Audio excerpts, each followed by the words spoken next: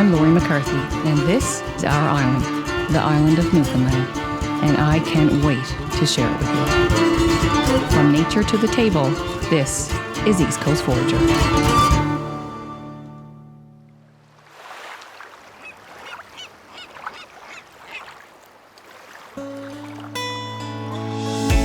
Morning everyone, we're here in beautiful Avondale, Newfoundland, one of my favorite beaches to pick on. I've been picking on this beach for maybe 10 years. I've got some corn cod with me, picked up some fresh chickens this morning from my friend's homestead. We're gonna do a little corn cod and poached egg and pick some beautiful stuff along this beach, so look forward to it. Let's do it. This beach is really like a planted garden. There's such a multitude of plants here that can be made into a dressing or into a salad, but most of them are only available 2 or 3 months of the year, and that's what makes it all the more special. Ah, this is the one.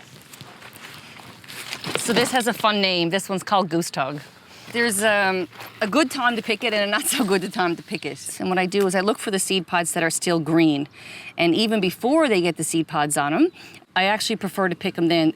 They're kind of less bitter and less kind of woody. The seeds, when they're green, they're really good for toasting like you would a cumin seed, say. And I just strip them right from the seed pod. Yeah, I'll just toast them up, dry them and toast them. They're delicious. I'll put them in salads and all kinds of stuff. But if it's the greenery that you want, and that's what I'm gonna use today, I only ever like to pick 1/3 of a plant. So that's my kind of guidelines when it comes to picking. I'll pick 1/3 of a particular plant and 1/3 or what my eye can see.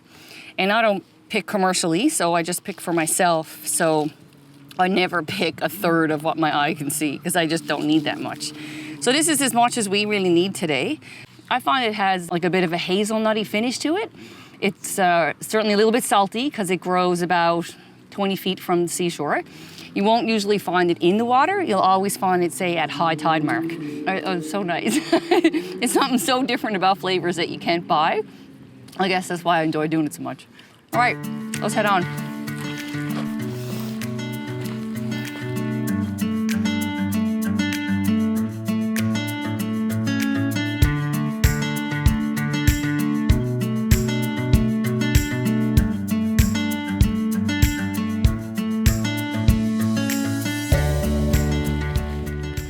You know what? This is as good a place as any.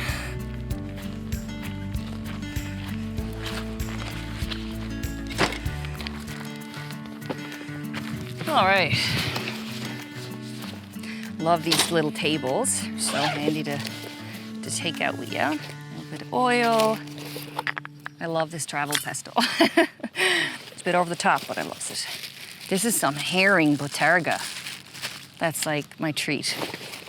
There we go. All right, now let's get some wood for the fire.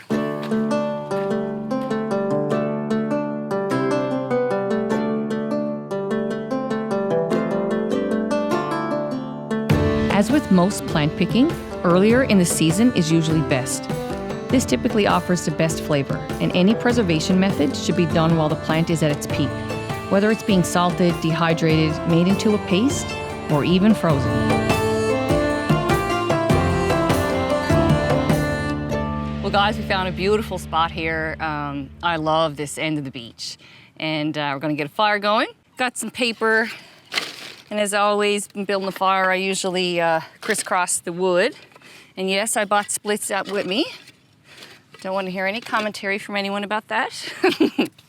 All right, let's get my boots on and get out and pick some nice bladderwrack to put underneath the codfish.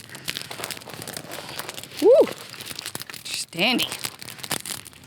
So there's one particular bladderwrack that I like to put in it, in the fish. So there's a little piece out here. This one is one of my favorite. It's also one of the ones I like to pickle. Oh, that's beautiful. And we'll grab a little bit more. And again, I only just take what I need. This should do it.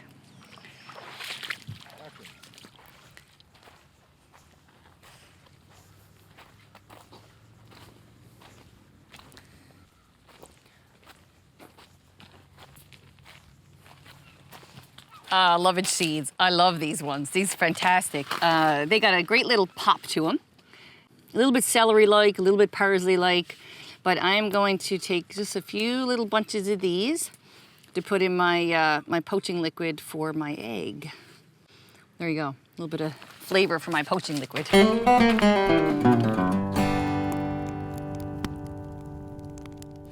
All right, so this is the kelp we picked, but it's a little dried out, so I'm just gonna give it a little dip now in this bit of water here, and you can see as soon as you dip it in, it turns this gorgeous green. So this is where I'm gonna put the corned cod, and the kelp just creates one, steam, and two, like a bed to kind of insulate it against the direct heat of the fire. So this is corned cod, and so the cod will go in like that, and that's really all I'm gonna do with it because it's already salted. And so just create a little foil pack like this. I'm gonna put it right here. You know, it's mushroom season here. These are chanterelle mushrooms, one of the most prolific mushrooms here anywhere. And I'm gonna put a little bit of salt and pepper on it. Put them over there. This is some of the lovage seeds I picked, so I'm gonna put those right into the water. And here are my eggs. So these are bantam chicken eggs, and these are fresh this morning from my friend's homestead. Let's do two, just for, there we go, nice. And there you go, you got a nice little, you can hear the sizzle going on. And just have a little peek and see. Oh yeah.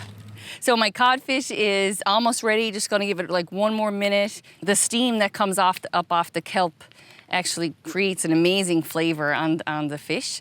The mushrooms are done, so I'm ready to just put this dish together and enjoy it. All right, so my codfish is, I'm gonna say, is done now. I can tell the foil get all puffed up, which is a good sign that you got a nice steam going in there. Oh, it's so nice. It smells so good. Okay, my mushrooms. Mushrooms in here. There we go. There. This is some sorrel. This is super lemony. Pick it in the gardens all over the place and pick some on the way over. I'm gonna call that dish done. All right, well, I've got myself a dandy breakfast made. I got some corn cod, some mushrooms done in butter, a little lovage sauce, and a poached egg. I'm gonna find a dandy spot now to sit and eat this.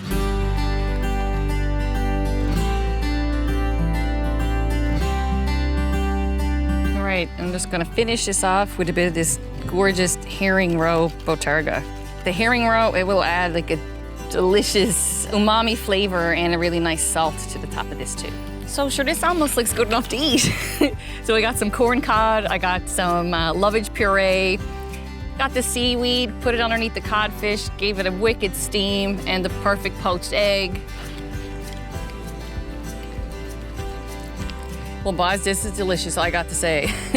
And there's nothing really like the taste of corn cod, and the steam that comes off the kelp is so lovely. And that botarga just gives it a really nice, that umami flavor, and I love it. And so thanks for watching, and we'll see you next time.